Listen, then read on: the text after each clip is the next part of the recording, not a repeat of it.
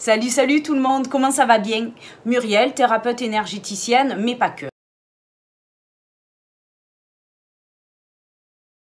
Alors, le pendule divinatoire, ça vous intéresse, ça vous attire, mais vous avez quelques freins, vous avez quelques peurs et quelques incertitudes quant à sa pratique. Parce que vous doutez de vous, vous croyez peut-être impur à cette pratique ou pas du tout à la hauteur. Ou alors, on vous a fait peur parce qu'on vous a dit « Ah là là, attention, si tu touches à un pendule, tu ouvres des portes et puis tu peux être confronté à des forces obscures et puis après... » tout ça. Bon, alors restez jusqu'à la fin de la vidéo. Je vais vous expliquer pas à pas comment on fonctionne au pendule, les techniques de préparation, de protection, l'utilisation pour que vous puissiez pratiquer en confiance avec des réponses claires, sans souci après d'avoir une énergie qui se colle à vous et dans les meilleures conditions.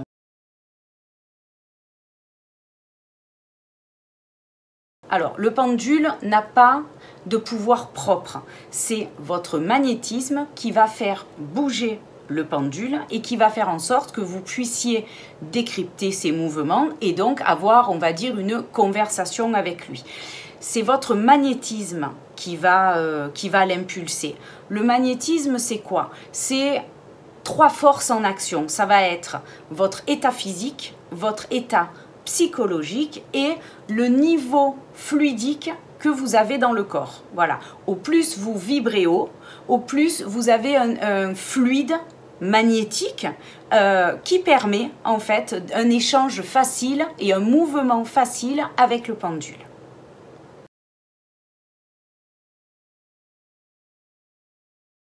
Il va falloir au préalable le nettoyer, éliminer toutes les énergies qui ont été contenues dans cet objet avant que vous l'ayez reçu, à la fabrication, au transport, dans un magasin, voilà. Il faut enlever toutes ces énergies pour que l'objet soit neutre, pour que vous puissiez ensuite y mettre vos propres énergies. Alors moi j'utilise l'encens de l'archange Saint-Michel parce que j'ai essayé plusieurs techniques de nettoyage et franchement l'encens c'est facile et ça fonctionne. Donc comment on pratique? On allume le bâton d'encens, on passe le pendule ou tout autre objet divinatoire à purifier, d'accord? On le passe sur la fumée du bâton d'encens et on émet l'intention, alors soit dans sa tête, soit à voix haute, que toute énergie ayant été en contact avec cet objet soit récupérée et détruite. Et là, vous mettez ce que vous voulez, par l'univers, par Dieu, par le cosmos, par votre ange gardien, par vos guides de lumière, voilà, ce qui résonne et ce qui vous parle. Pensez à faire aussi de temps en temps, régulièrement, un nettoyage de votre pendule. Pas utile de le nettoyer après chaque utilisation, mais on le sent de temps en temps, on va y penser, on va se dire tiens, ça fait un moment que j'ai pas nettoyé mon pendule et si je m'y mettais, voilà, ben c'est le moment, c'est ok, c'est à ce moment-là qu'il fallait le faire et là, vous repratiquez de la même manière. Alors maintenant qu'on a nettoyé notre pendule, qu'il est neutre énergétiquement, ben là on va pouvoir mettre nos propres énergies, soit dans la poche, soit dans la main si on a le temps, et le garder quelque temps comme ça, 5 minutes, hein, c'est pas la peine de le garder 2 heures, pour qu'il s'imprègne de notre propre énergie. Et on peut émettre l'intention que le pendule récupère nos propres énergies et s'en nourrissent.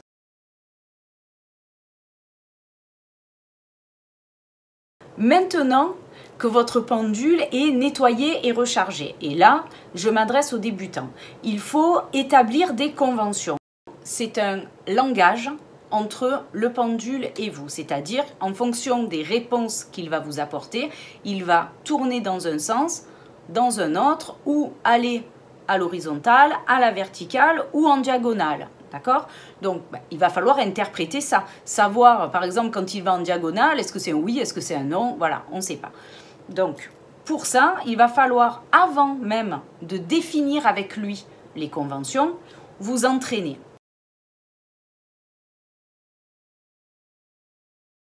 Une fois que vous avez ces formes devant vous, maintenant l'utilisation du pendule et la mise en place des conventions. Donc le pendule, moi comment je le tiens? Je mets la petite boule au centre de la main, je raccourcis la chaîne parce que c'est pas la peine que ce soit trop long, sinon ça va faire des mouvements de balancier interminables. Donc je le pince entre l'index et le pouce, je le laisse vraiment court, c'est pas la peine plus, voilà. Alors je décroise les jambes pour que l'énergie circule, pas de coude sur la table, c'est-à-dire vraiment à 90 degrés, poignet cassé, d'accord? Alors au début ça va faire mal, mais après ben, on s'habitue, puis quand ça chauffe on se détend un petit peu, voilà. Donc on casse le poignet et on y va, et là on lui demande en fait, avant de déterminer les conventions, c'est-à-dire ce dialogue entre lui et vous, vous essayez de faire ces formes, c'est-à-dire dans le sens des aiguilles d'une montre, ok, merci, dans le sens inverse des aiguilles d'une montre, ok. Vous pouvez lui demander en faisant un point ou tout simplement en demandant qu'il reste immobile. Et là, hop, il s'arrête. Très bien.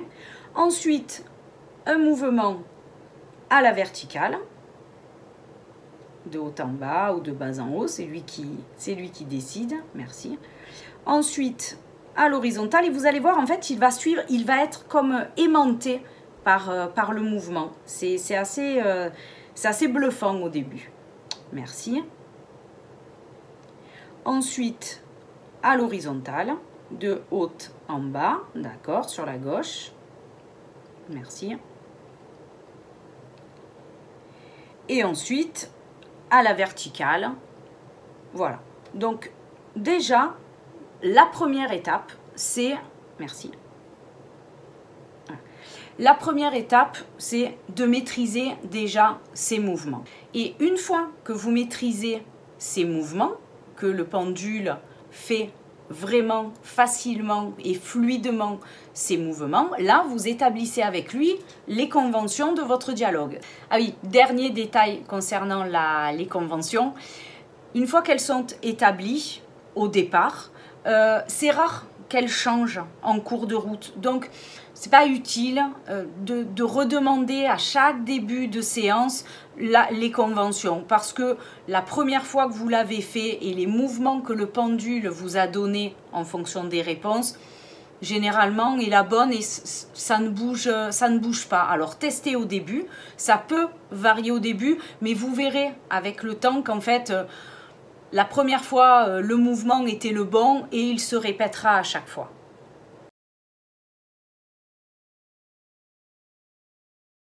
La préparation, parce que avant de pratiquer, il faut se préparer. La première question à poser au pendule avant même la préparation, parce que selon la réponse, ben, il va falloir aller faire monter son taux vibratoire, ça va être: ai-je l'énergie nécessaire là, ici et maintenant pour pratiquer le pendule? Si oui, vous enchaînez, sinon il va falloir faire monter le taux vibratoire.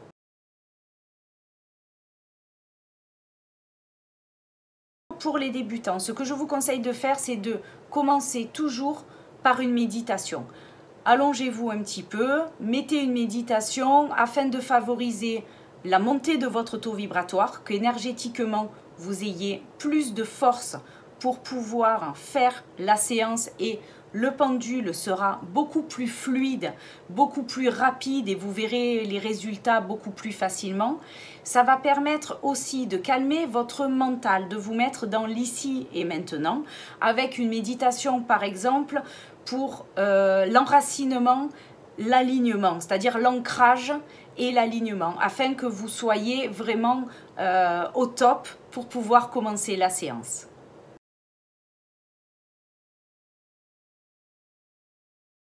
Maintenant, il faut mettre en place des protections. Alors, ce que j'ai trouvé moi le plus efficace, c'est la prière. Que vous soyez croyant, non croyant, pratiquant ou pas, peu importe. Les prières ont été conçues et faites pour avoir un taux vibratoire très élevé. Donc c'est un bon système de protection, mais aussi de connexion. Ça va favoriser la connexion avec ce monde invisible. Je vais vous donner mon protocole. C'est simple. Au début, ça peut paraître long, mais à force, ça va très vite. Vous pouvez vous en servir.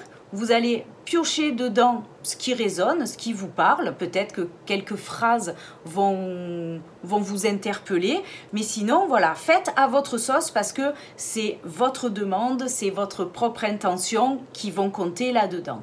Donc, comment je pratique? Je me mets debout, j'enlève mes chaussures, je tiens mon pendule dans mes mains comme ça en prière. Et là, je vais réciter un Notre Père, 3 Je vous salue Marie, un Gloire au Père, un Notre Père pour terminer et je remercie. Ensuite, j'invoque mes guides de lumière. Alors, vous pouvez invoquer vos protections, vos guides, vos anges, Dieu, la source, peu importe l'énergie de lumière avec laquelle vous avez l'habitude de communiquer, on va dire. Une fois que j'ai invoqué mes anges, mes guides de lumière, je leur demande de rester auprès de moi afin de me protéger, de me soutenir et de favoriser une discussion au pendule positive et dans la bienveillance. Voilà, j'aime bien mettre des mots positifs, de ne jamais nommer le négatif.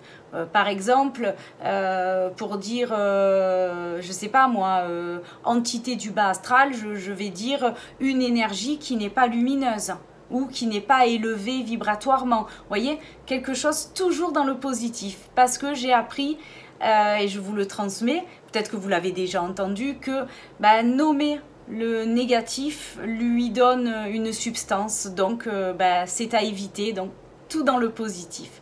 Et ensuite, une fois que j'ai invoqué, on va dire, ma team, je me crée une bulle de lumière. Voilà, donc je visualise vraiment qu'un canal de lumière me traverse, qu'il se transforme en bulle lumineuse et que je suis contenue et protégée à l'intérieur de celle-ci.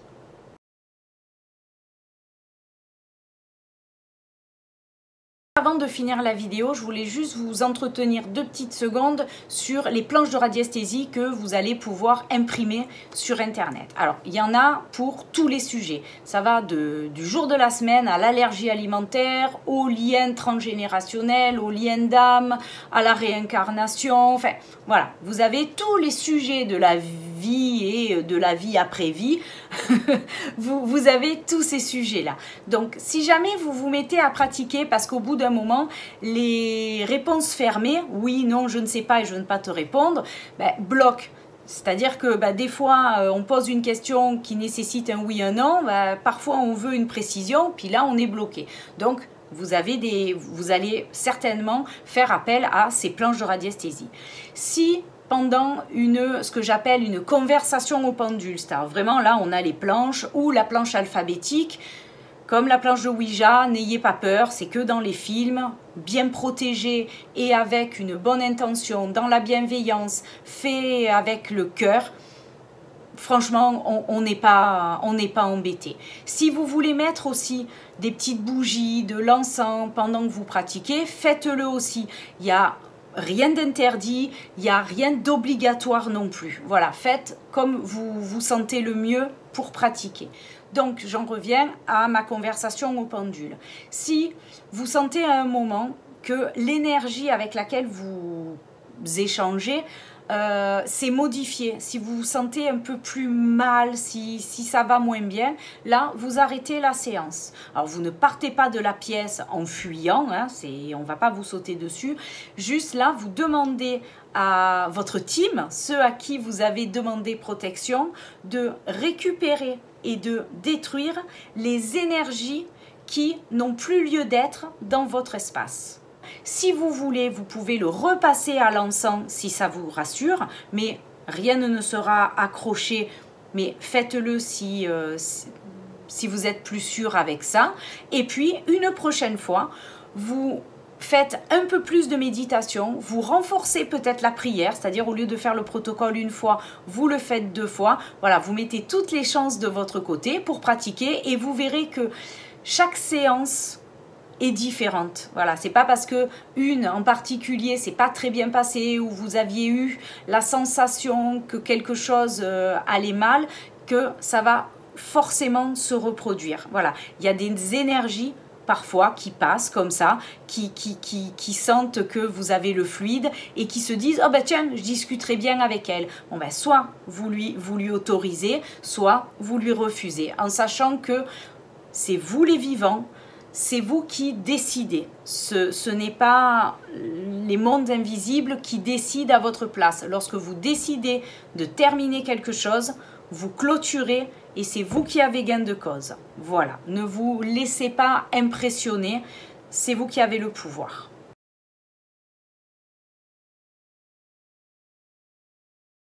Je voudrais remercier Alain, mon frère d'âme. Alain, encore 1000 merci pour tous ces conseils et pour tous les protocoles que tu m'as aidé à mettre en place justement pour que je pratique en toute confiance pour avoir des réponses claires et sans être embêtée lors de cet échange au pendule. Merci Alain. Ben ça y est, là, c'est fini, la vidéo est finie. Merci d'être resté jusqu'au bout, enfin je l'espère. Et j'espère de mon côté vous avoir été utile dans mes explications, mes préconisations et mes protocoles. N'hésitez pas à me laisser vos suggestions en commentaire ou vos expériences dans la pratique du pendule. Si vous avez des questions aussi, posez-les, je me ferai un plaisir d'y répondre. Et puis pour l'artiste, merci de laisser un pouce parce que ça me motive à continuer à faire un contenu un peu plus enrichissant pour vous, avec un meilleur montage, avec une meilleure lumière et peut-être une meilleure manière de communiquer avec vous en évitant les voilà, parce que j'ai tendance à radoter sur ça. Donc pour l'artiste, merci beaucoup, voilà, d'avance. Je vous dis bonne journée, prenez soin de vous et à bientôt.